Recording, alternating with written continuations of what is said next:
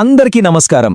తెలుగులో ఒక వాక్యం చూసినప్పుడు దాని వెనుకున్న ఆ నిర్మాణమేంటో ఎప్పుడైనా అనిపించిందా? కర్త, కర్మ, క్రియ వినడానికి పెద్ద పెద్ద పదాల్లా ఉన్నా వీటిని అర్థం చేసుకోవడం చాలా సులభం. అదెలాగో ఈరోజు మనం తెలుసుకోబోతున్నాం. ఒక పజిల్ సాల్వ్ చేసినట్టుగా ఉంటుంది. చూద్దామా? సరే, మన ముందు ఒక చాలా సింపుల్ వాక్యం ఉంది. రాధ పాట పాడింది. ఇది చూడ్డానికి చిన్న వాక్యమే, కాని తెలుగు వ్యాకరణంలో ఉన్న అసలు మజా అంతా దీంట్లోనే ఉంది. ఈ ఒక్క వాక్యాన్ని పట్టుకునే మన ఈరోజు విశ్లేషణ మొదలుపెడదాం. అసలు ఈ వాక్యం ఎలా పనిచేస్తోంది? ఇందులో ముఖ్యమైన భాగాలేంటి?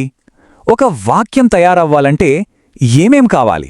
ఆ బేసిక్ బిల్డింగ్ బ్లాక్స్ గురించే మనమిప్పుడు కొంచెం వివరంగా చూద్దాం.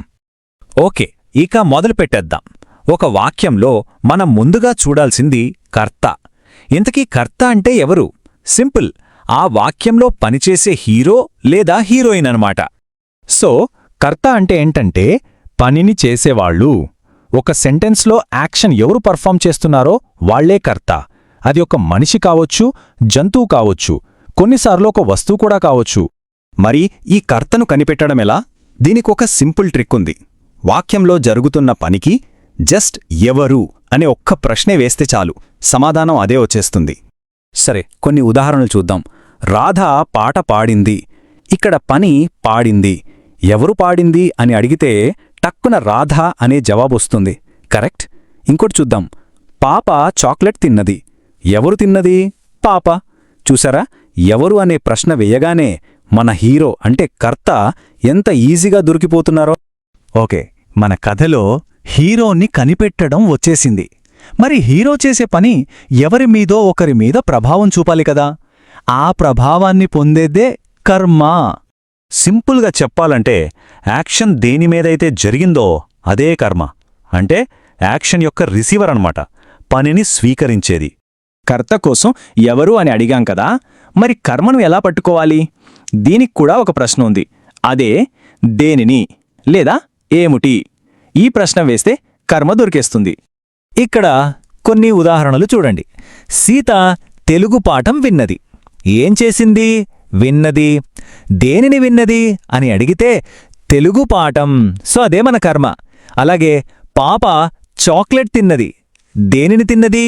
చాక్లెట్. చూసారా ఎంత సింపుల్? సరే, కర్త దొరికాడు, కర్మ కూడా దొరికింది.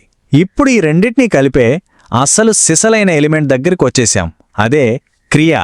ఇది లేకపోతే వాక్యానికి ప్రాణమే ఉండదు. ఇంతకీ క్రియ అంటే ఏంటి? చాలా సింపుల్. వాక్యంలో జరిగే పని, యాక్షన్ వర్డ్ అన్నమాట. పాడింది, తిన్నది, ఆడాడు, విన్నది, ఇవే అసలు కథను ముందుకు నడిపించేవి. వాక్యం ఒక బండి అయితే క్రియ దాని ఇంజిన్ లాంటిది. ఇంజిన్ లేకపోతే బండి కదలదు కదా. అలాగే క్రియ లేకపోతే అసలు వాక్యమే లేదు.